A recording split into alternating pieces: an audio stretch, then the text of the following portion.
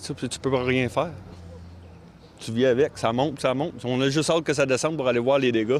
C'est chaque année la même histoire et aux mêmes endroits, déjà plus de 1000 maisons inondées. Les riverains ont regardé le niveau des cours d'eau monter au même rythme que leur inquiétude. Mais alors, pourquoi rester ici? C'est d'ailleurs ce que compte faire le premier ministre, les forcer à déménager afin d'éviter de payer indéfiniment pour les dégâts causés par les inondations. Que là, la prochaine étape, ça sera de rembourser pour déménager.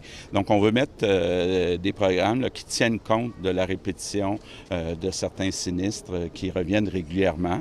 La betterave a toujours été un produit phare. Aujourd'hui, ce n'est plus le cas. C'était ça qui servait à payer nos emprunts quand il y avait des terres à acheter, du matériel à acheter. Et comme disait l'autre, ça a eu payé mais ça paie plus. Résultat. L'année prochaine, nous ne planterons plus de betteraves, c'est décidé.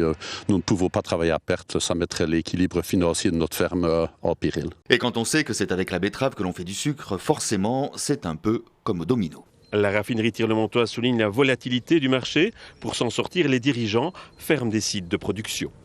Une eau cristalline, des vasques en calcaire, les sources de l'Uvaune. Un lieu resté longtemps confidentiel. Mais cachez-nous donc ces sites que l'on ne saurait partager. Depuis un mois, les touristes envahissent ce site classé. Ce qui a tout déclenché, ces photos publiées sur les réseaux sociaux. Et du coup, quand on a vu ces belles photos, on s'est dit pourquoi pas y aller. Et depuis tout autour, c'est la pagaille. Les riverains sont excédés.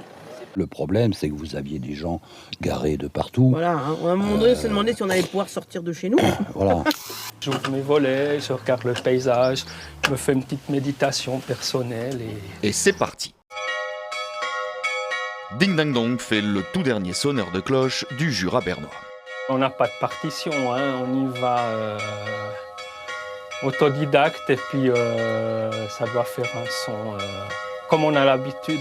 Il y en a une qui sonne plus rapidement 2 coups et l'autre 1 coup, ce qui donne le rythme ding ding dong, ding ding dong. On s'en mêle un peu les pinceaux au début.